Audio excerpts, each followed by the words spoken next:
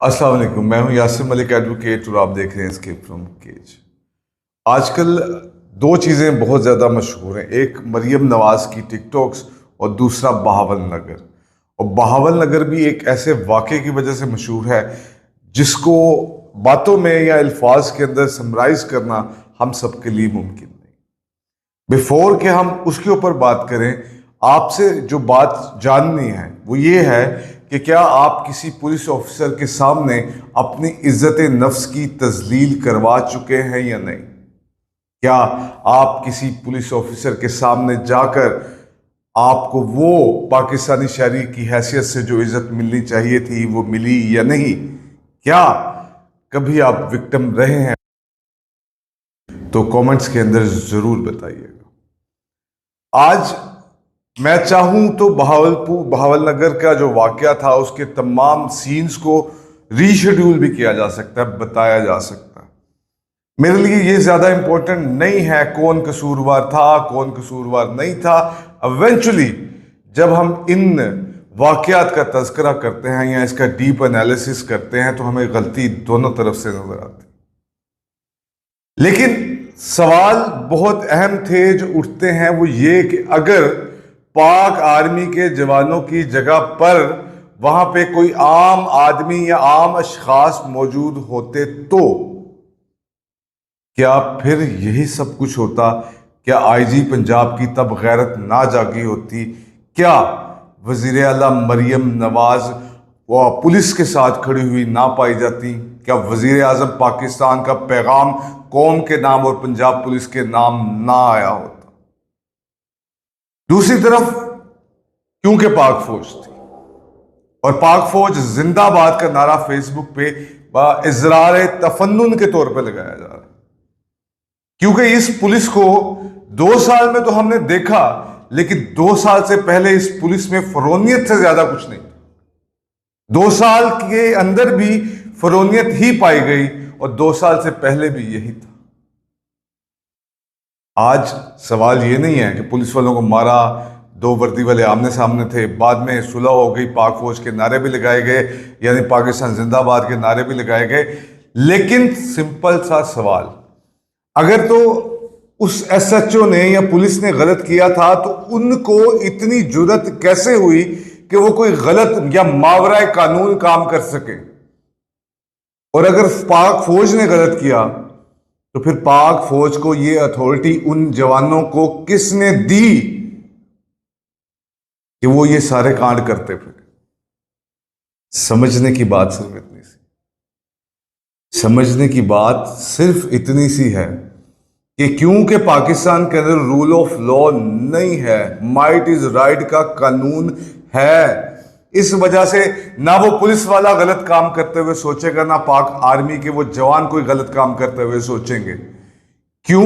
क्योंकि ना पंजाब पुलिस को कानून पे कोई एतबार है, ना पाक फौज को कानून पे कोई एतबार है। पंजाब पुलिस ये सोचती है कि जो वो सोचती समझती है शायद वही कानून है। पाक फौज भी शायद यही, ये दो वर्दी वाले थे, एक ने हमारी बॉर्डर्स की हिफाजत करनी थी, एक ने इंटरनली हमको गुंडा नासिर से और ताकतवरों से बचाना था। क्या पुलिस ये काम कर पाई? जिसका सीधा सा जवाब है ना।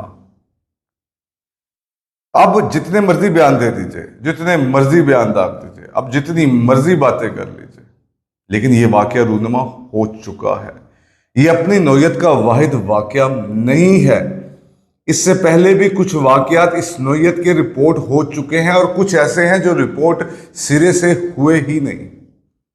लेकिन इन वर्दी वालों की जगह अगर पंजाब पुलिस के सामने कोई निहत्ते आम आदमी मौजूद होते, कोई रेडी वाला, कोई मजदूर, कोई बेकार शख्स, ये पंजाब पुलिस उसके ऊपर इस तरह से टूटती कि फिरौन की मिसालें भी शायद हम ना दे पाते। ये पंजाब पुलिस की रिवायत रही है।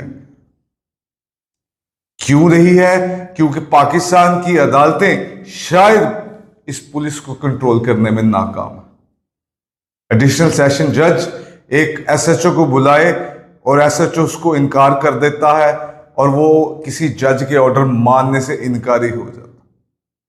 ये सिस्टम इशराफिया के तहत चलता है। उस इशराफिया के तहत जो जो चाहती है वो कर लेती।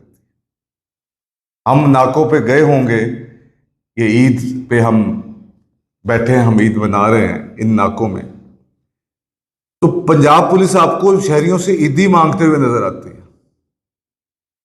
हर थाने का एसएचओ रिश्वत लेता नजर आता है। 90,000 लाख रुपए की सैलरी पे उसकी जायदादों की अगर हम तनासुब निकालने लगें तो शायद हमारे कैलकुलेटर्स फेल हो चुके हों, लेकिन करप्शन हमें नजर नहीं आएगी। इसमें कसूर शायद पंजाब पुलिस का नहीं है, हम आम आदमी का भी है। आपने वो लोग दोस्त, अहबाब, रिश्तेदारों में वो लोग जरूर देखे होंगे जो इन पुलिस ऑफिशियल्स के साथ सेल्फियां खींच खींच कर फेसबुक की पोस्टों पर लगाते नजर आते हैं। और ये वो माइंडसेट था जो आपको गुलामी की तरफ लेके जाता था, और इस माइंडसेट की वजह से आप गुलाम रहे।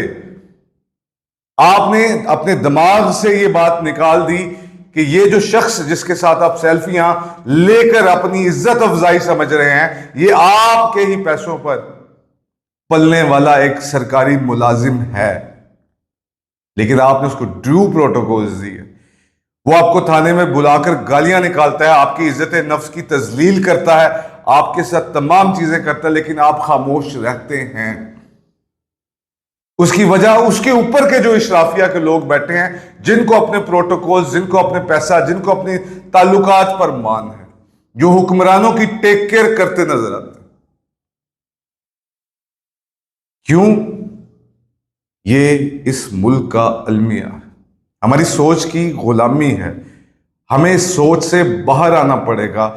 हमें ये अपने आप को समझाना पड़ेगा कि ये एक मुलाजिम है हमारा, हमारी हिफाजत के लिए इसको बंदूक दी हुई है, इसको कोई राइट नहीं पहुंचता कि ये आपके साथ ये करे।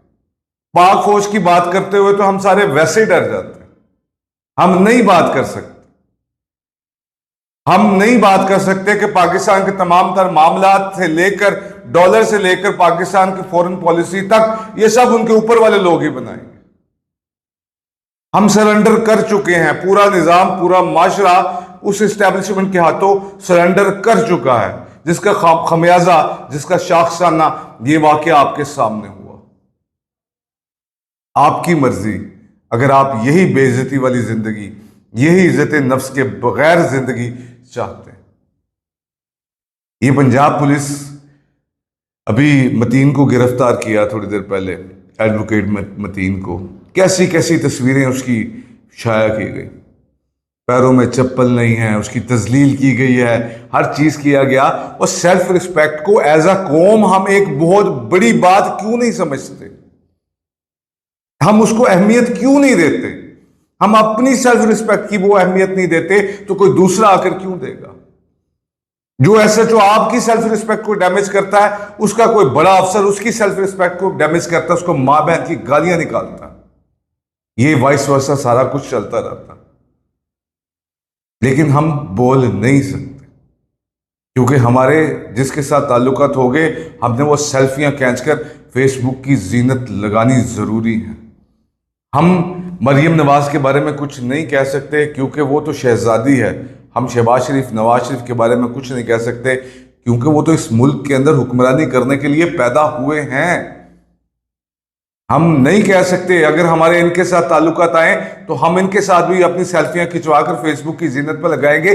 ये वो लोग हैं जिन्होंने पाकिस्तान को लूट के खा लिया, जिन्होंने आपको और मुझे इखलाकी तौर पर, माशी तौर पर जवाल पजीर किया।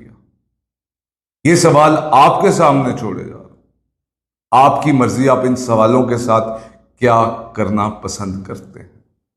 ये बहावल नगर का वाकया पुलिस जालिम से मजलूम की कैटेगरी की तरफ आ गई।